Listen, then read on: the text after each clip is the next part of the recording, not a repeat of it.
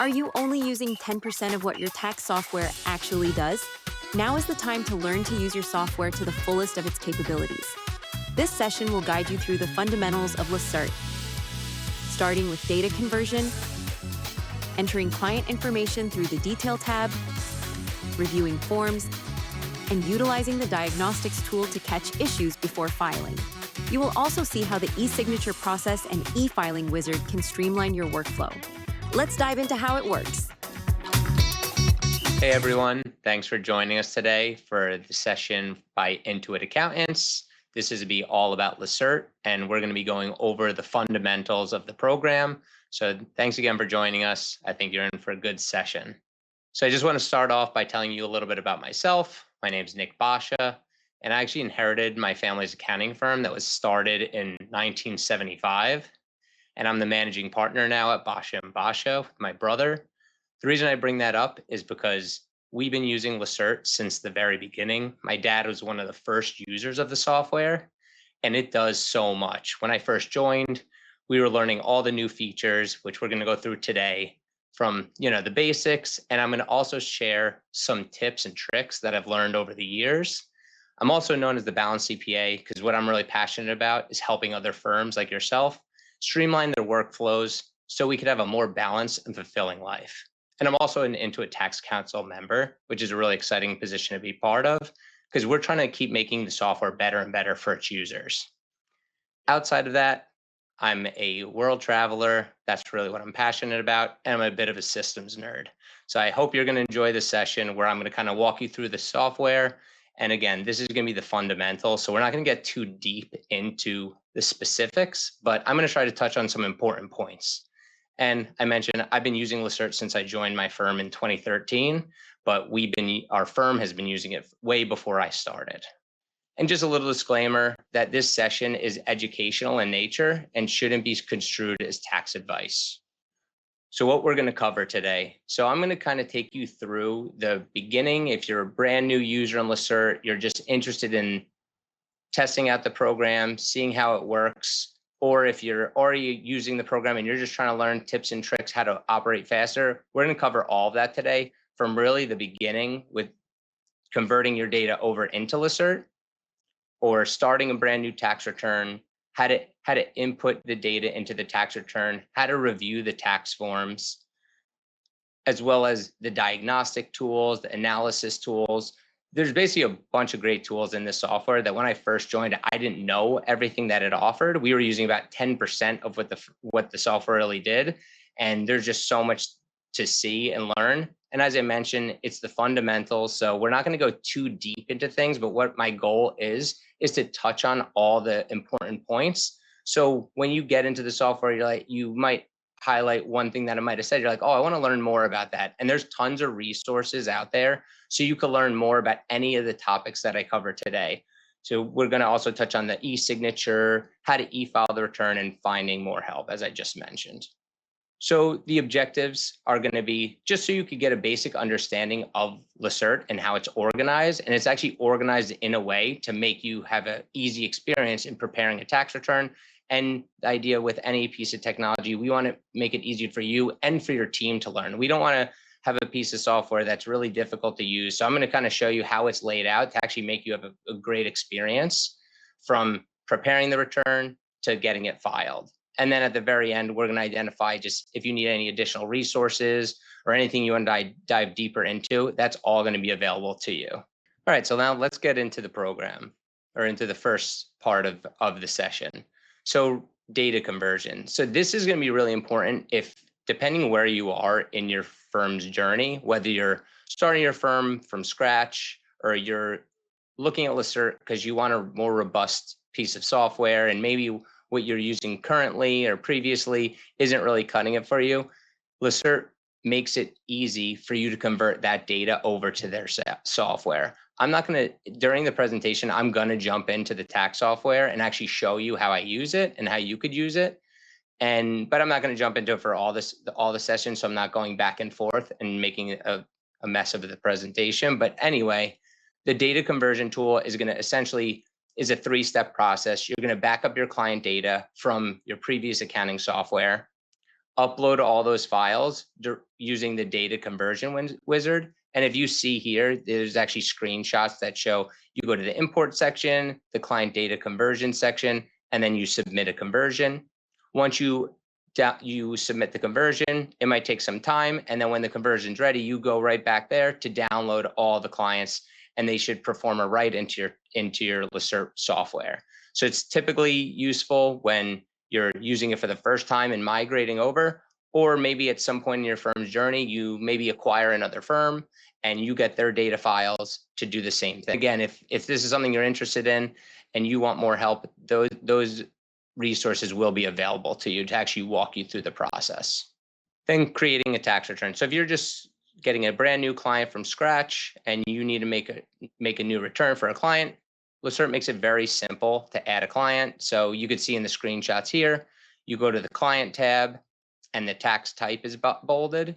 And that's important because when you have to make sure in the correct module, because Lacerte could handle a lot of different types of tax forms. So we have individual there, partnership, corporate, S Corp, and you could see the list there.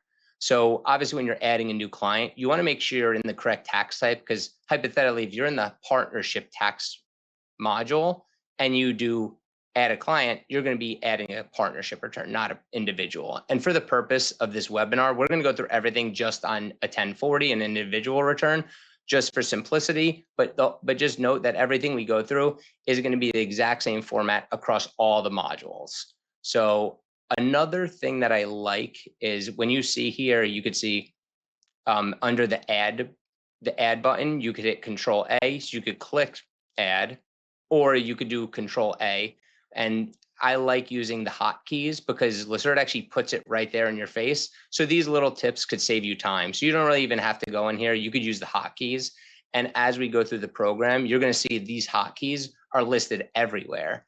And I'm not a tech expert, so I'm barely use hotkeys in my daily function of what I'm doing. But when I'm in Lacerte, I use hotkeys fairly often because it saves me a lot of time and I don't have to memorize it. I just see it and then I'm using those hotkeys to add the client.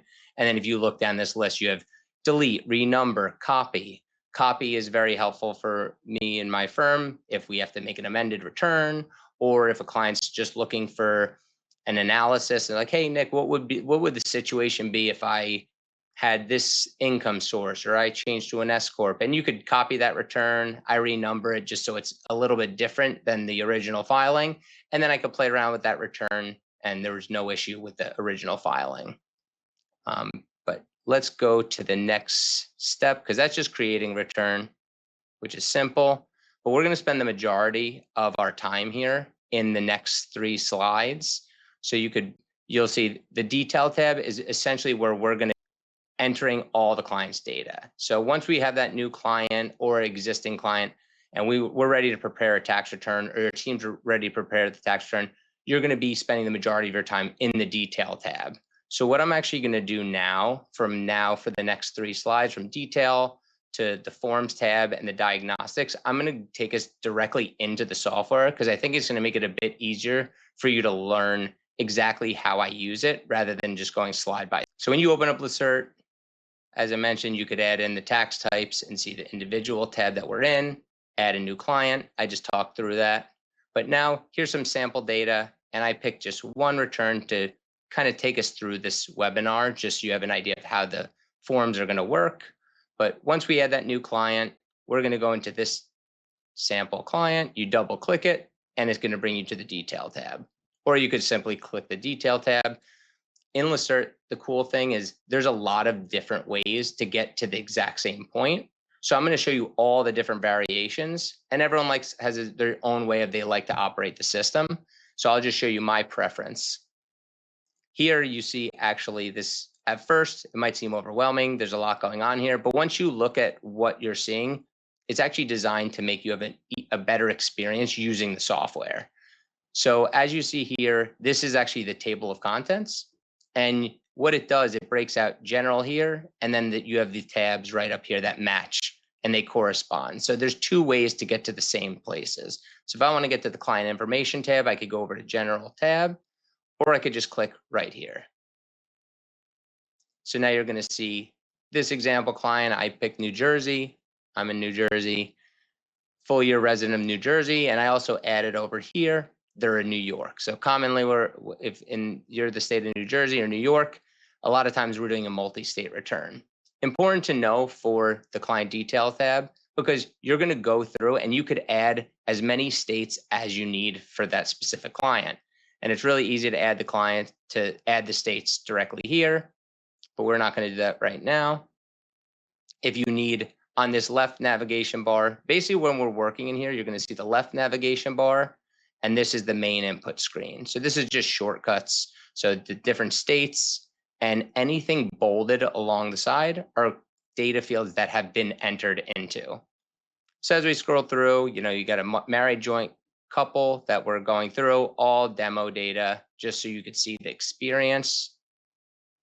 And I'm going to go back to the table of contents, just so you see how we move around in the software. And realistically, most of my day when I'm preparing returns, I'm jumping all around Lacerte, and they make it very easy to go back and forth where I need to be. We have our dependents tabs, miscellaneous information such as direct deposit. You have little red markers here to show critical diagnostics or things that have to be addressed before we file the return, which we'll get more into later. We have the invoicing, and as I said, everything bolded here is going to be things that are in use in this specific form. Another way you could view is along the bottom navigation bar. So we have the contents, and then these tabs here are all the specific items that are bolded up here, and it's a quick jump to these additional screens. So if I want to get right to the client Schedule C, and I'm not in if I'm in another screen, it's very easy for me to get right over the Schedule C right down here. Just so you could see a little bit of how you could jump around the software. So I want to start with, a common thing. I'm sure most of your clients are going to have W-2s. When you're coming, you need to prepare their tax return. Obviously, we're going to enter the W-2, any income sources, deductions, credits, and you see that's all along the top bar here. So income, deductions, credits. On the W-2 screen here, we have his employer and her employer. We have it broken down by one is working in New Jersey, earning wages, and one's in New York earning wages. It does a great job of handling complex returns, allocating state wages to different states. Over here, again, the left navigation bar is just going to be for quick review of all the different W-2s, all the forms here. And then in the bottom section, you're going to see all the bolded details that have been filled out. You can also hide these. If this is overwhelming for you, you could hide the left navigation bar. You could even hide the grid here and just have this screen. I prefer having both. Once you get used to it, all these are just shortcuts just to make your life a little bit easier when you're preparing a return and get what you need. So typically on the grid view, this is, I think, more for a reviewer level to make sure, all right, everything overall looks good here. But on a data input, you're going to want to be entering down. You allocate the wages by state, and they make it fairly simple to go through. And then you also have the state wages if different, because a lot of times in a state like New Jersey, some items that are deductible federally aren't deductible for the state. So we have to make sure we're putting the state wages here if it's different. I'll show you another screen. Our client has interest income in this section. You could see how it's allocated by coding here, taxpayer versus spouse. So this first last savings bank, the taxpayer has the bank interest, whereas on the Chase Bank, we have the spouse allocating the interest. Why this is important is you could actually break out if it's a married filing separate return versus joint, and it could do a quick analysis to see if it makes sense for them to be married filing separate if you do all the inputs correctly. Then you have, obviously, in the income section, all the different sources of income. As you see here, one thing I really like, especially I think they make it extremely user friendly. So if you were interested in using Lacerte and worried about the change for your team, I think it actually is very easy for someone new to understand. So let's just say you have maybe an intern or a first year hire, and they see a 1099 dividend form and they're not exactly sure where to go. You could actually see it's broken down here, and it kind of gives you some guidance just to make the experience a bit easier to use the software. So that's one thing I really like about it. On the deduction screen, you have things like IRA contributions, Roth IRA contributions. I show that just because I'm going to show later in the screen, once we get to the forms, how all this stuff flows through into the forms.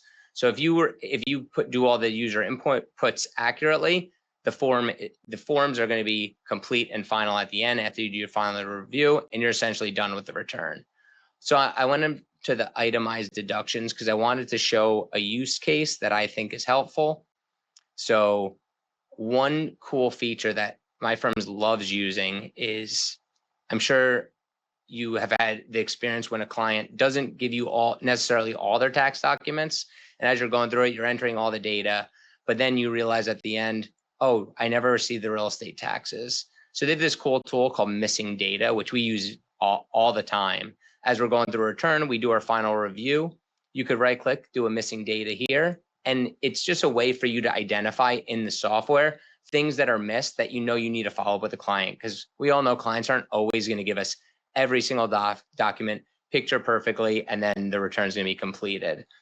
One thing that you can't see in this demo that I really like about the software is if you see here the prior year amount, if this was a performant client from the prior year, if I did the return in last year and now I'm doing the return this year, all the prior year numbers will show here. So it makes it a lot easier to identify when something's missing. So if I let my team know if something seems to be missing from if they had real estate taxes last year, most likely they have real estate taxes this year, especially if they have mortgage interest down here. So we leave a missing data, and I'm going to show you later how we're able to easily send an email to a client with all the missing data items. So it's really good for helping you wrap up a tax return. We got dependent care credits, any other credits in this section. And I would say those are the major things with the detail tab that you're going in and essentially preparing the return. So again, if you want to use a table of contents, if that's the way you like, or you could use the bottom navigational bar here to take you exactly to anything you've entered into the return. So as I mentioned, we're going to go right from the tax software. I'm not going to bounce back into the slides. I'm just going to go from the details tab, and the next is going to be the forms tab. So you'll see where we started this presentation. We were started in the clients tab, adding a new client right here. And now we go into the detail of this client, which we just went through. And now we're going to go into the forms tab. So now this is going to be the actual tax forms that we're going to be submitting to the IRS, sending to the client, and saving in our records. So I like the way the navigation is set up here because it's really designed to make it easier for you. We know we're starting here, and we're going to basically be going across the bar here till we get to the end. Not that we're going to get through all that in this presentation because we simply just don't have enough time, but just showing you how it's designed to make you have a easy user experience. So now we have the tax return here. You could see everything was done completely correctly. You see here, I placed this check mark, but if you're, depending how you like to do your review at your firm, a cool feature is you're going through reviewing the return and you're like, all right, I'm checking this off. I review the W-2s, they're correct. And you could check all the numbers. All right, the taxable income looks good to me. And this is basically an audit check. So it shows you reviewed everything.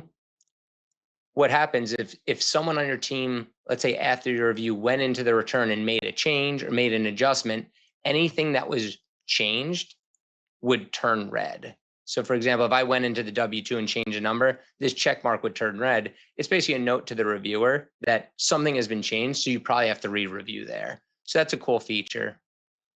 Another thing I like working with is the jump to input screen.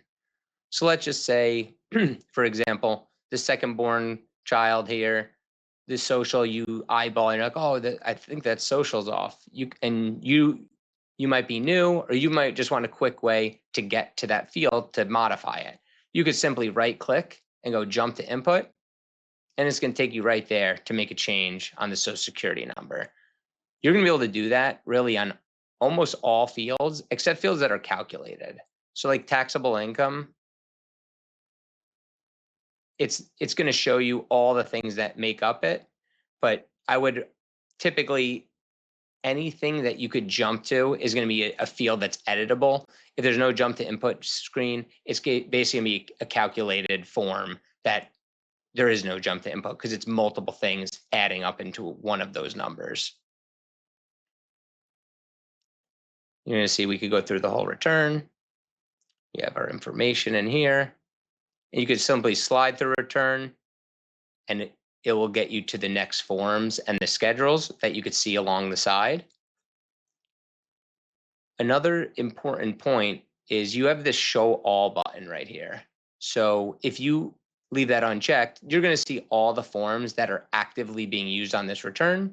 And again, the view that is on the detail tab is going to be very similar to the forms tab, which makes it easier to navigate. So you could sort here, forms, or along the bottom. You have the same options to jump to the same forms. So whatever, it's really a personal preference. I like using this bar.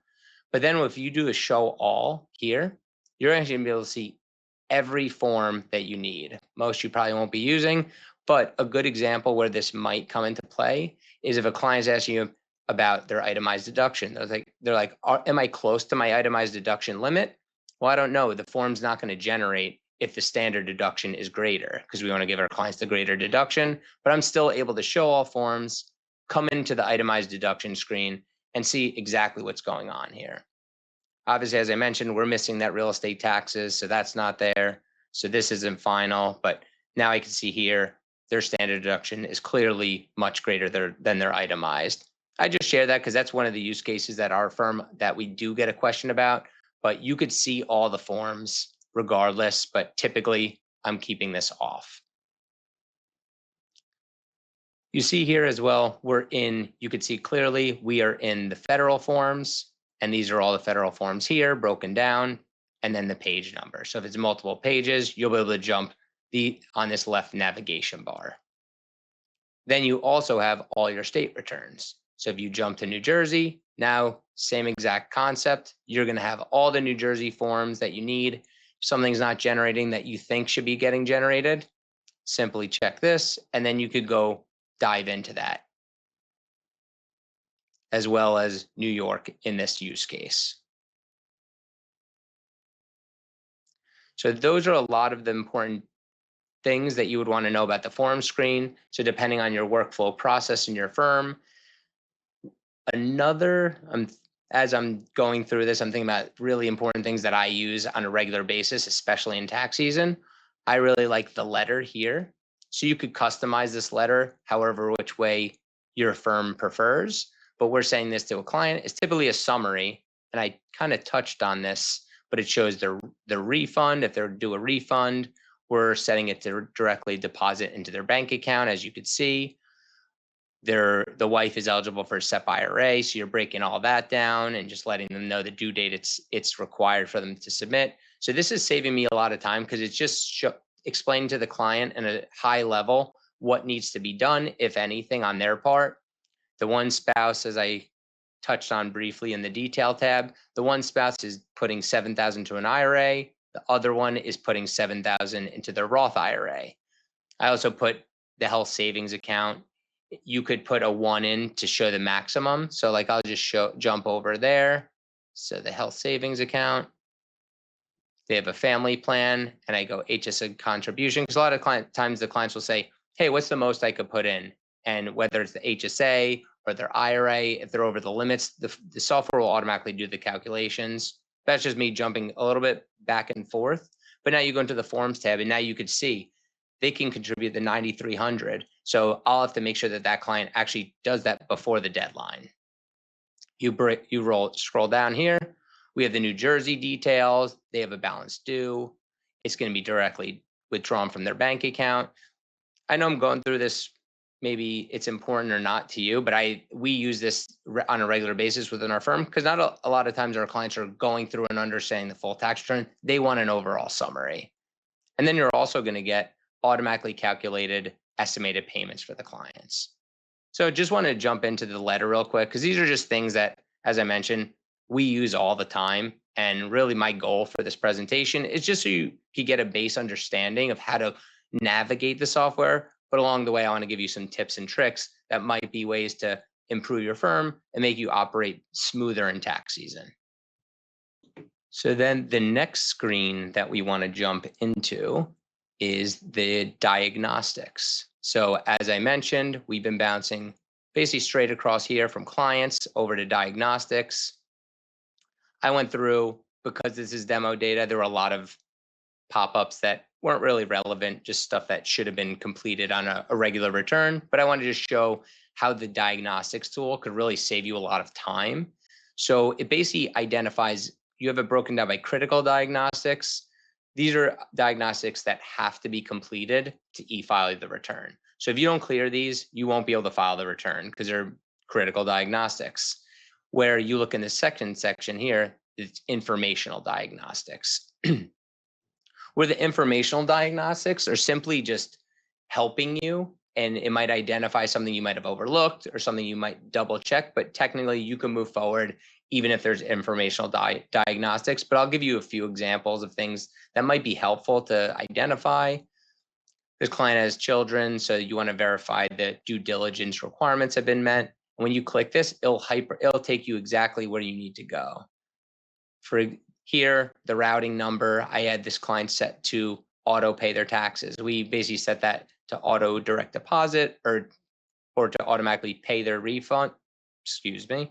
We basically have it set for all of our clients that we either want to direct deposit their refund or we want to auto pay their taxes. Just simplifies the process for everyone, especially the client. But on this case, I didn't have the direct deposit information. So I click here and it's going to take me exactly where I need to go to enter that data, which is nice. So I have that set. You don't have to set that. I put the missing data because that would have been a note to me to make sure I follow up with the client.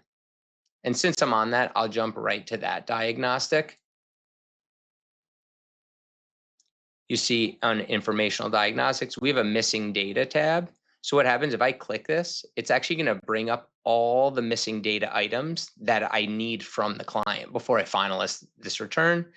And what it does, it pulls their email, drafts a basic email. You could edit this as you need, and I could send this right over to the client.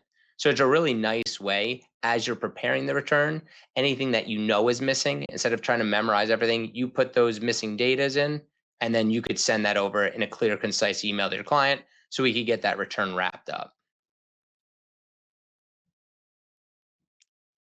Some other ones that I would like to show. So these are again the critical, and then the informational. As we scroll down here, the taxpayer is allowed to contribute to the Roth IRA.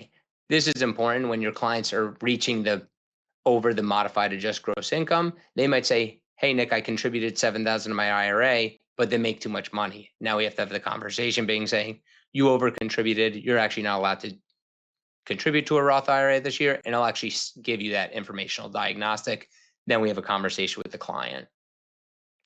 Something like this, please verify if you have any digital assets. So we all know that we have to fill this out. We have to ask our clients now if they have digital assets, and it'll take you right to the section where you need to fill that information out, whether they do or did not. So those are just things that are informational that, hey, just a reminder, you should check this out. Where here you have New Jersey, the state liability from the year prior. So if I didn't perform at the last year's data, it'll say, hey, we need some of this information. It could actually affect some of the penalty calculations on the return. So again, there's tons. It would take me forever to go through all of them, but it's important to look through the diagnostics before you file a return. It's essentially there just to make you a better preparer and make sure you're checking all your boxes before you file that return. You could filter it the way you'd like if you want to just go by federal only or New Jersey only. Typically, I just keep everything open and kind of go through it and mark it off if it's addressed. If you clear it, it should just disappear. And then you also have overrides. So any overrides you made in the form in the details tab. So if you override any fields that typically you try not to override a field. Here I overrode the invoice, so that's completely fine. But you don't really want to use the overrides unless it's absolutely. So going on to the next tab, just kind of going across here, this is diagnostics and analysis. So the analysis tab is a really cool tool that is going to give you a breakdown. What it does, it's pulling the data directly off the tax return you prepared, and then teeing up any discussion points that you might want to have with your clients. So I'm not going to go through all of these, but it basically breaks it down by category. And it's really nice because you could have discussion points depending how much advisory you're doing with your clients. It gives you talking points and just tees it up right for you. Tax tips, comparison on their Schedule C for comparison flags. So it's a pretty cool tool. So I definitely recommend checking out the analysis tool. But you could also put the analysis in the forms here, and it actually writes it all up for you. So again, this software is very modifiable and customizable to your needs. All right, so I think now I'm going to jump out of the software and go back into the presentation. So just wanted to kind of dive in there because I feel like showing you the software to see how it works is really important. And you see how user-friendly it really is. We're still going to be showing you screenshots as we go through the presentation, but just for the ease of the presentation, I'm not going to bounce back and forth. So I think that was like the meat of showing you how it views, how you could run through the different screens. So on the trial balance utility, this is a great tool. I'm not going to demo it, as I mentioned, but essentially it really helps you with any year-end tax clients that you have. So whether it's a Schedule C, a rental property, or any businesses you're doing the books for, you could export the data from most accounting softwares into Excel. And then what you could do is import the trial balance directly into the trial balance utility tool.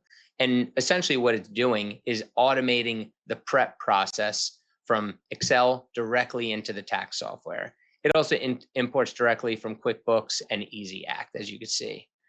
So essentially what it's doing is when it's a little bit more time intensive year one for a year one client, you get that trial balance. What you're doing is basically mapping all the accounts to the proper entries in Lacerte. Once you have that set up, every year that information will save. So essentially, if you did this for all of your business clients, you'd be able to import that trial balance utility and pre-populate the return every year instantly. But really the hard part in the beginning is just doing that mapping. So determining if that is a good fit for your firm. You could also get more resources how to do this. So I highly recommend checking it out. As I mentioned, we're using a lot of technology on our day-to-day. And if we're not tapping in, or at least knowing all the things it offers, it does us a disservice. I'm sure we all have technology that we don't know everything about, but we use it for what we like. And just knowing it's out there is good to know. So the e-signature tool is something that I really love.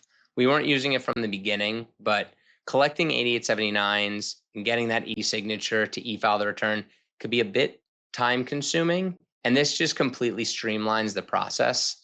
So I really like it because I could see once I complete a return, basically our workflow is get paid, prep the return, send it for review, and then get the e-signature before e-filing. So we're basically going in the flow of this presentation, the workflow of typical tax season. So e-signature makes it super easy. As you can see in the screenshot, you go to e-file, e-signature, and you just shoot the e-signature right out to the client.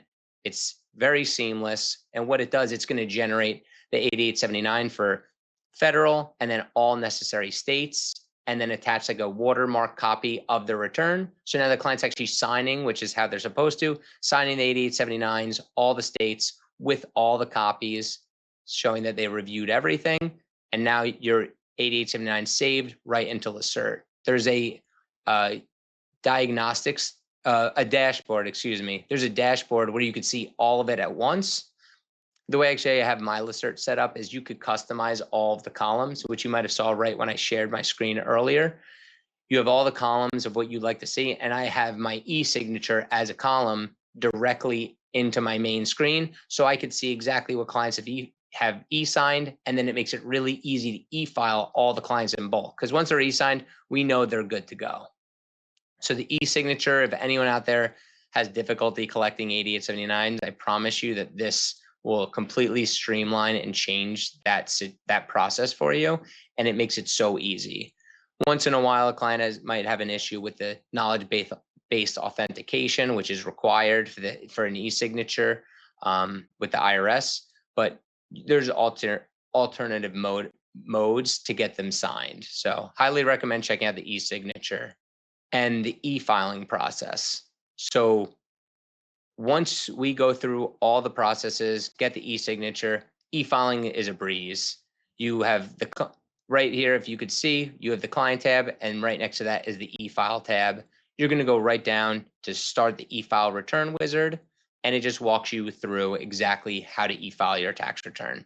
And it's going to file all the federal and all the necessary states, and then you could follow the process once it's e-filed. If you didn't clear any of those critical diagnostics, you're going to get an error, which is actually a good thing, because we don't want to file a return that's not ready to be filed. So those will automatically get rejected, and the diagnostic tool will actually show you what issue has not been resolved, so we can make sure we get that cleared up and get the return filed. Another cool part with the e-filing tool is if you file a bulk of 10 clients, you'll be able to clearly see if they're getting direct deposit, if they're going to auto withdraw their payments, if they owe money, if they are due to mail a paper check. It will all be clear in there on one screen, so you see what's going on, because we try to, as I mentioned, we try to do everything electronic just to make everything streamlined.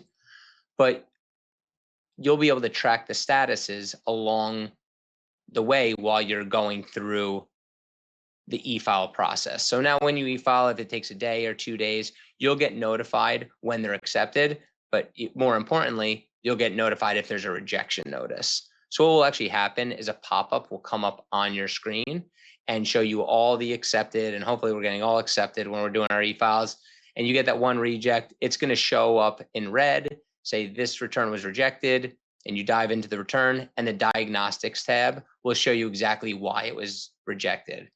One might be a social security number was typed in incorrectly, or they forgot to provide the 1095A for their health insurance, or whatever it might be, which is a nice tool because we don't want to file the return. We want to make sure we get those items addressed as quick as possible and get the return filed accurately and on time for the clients.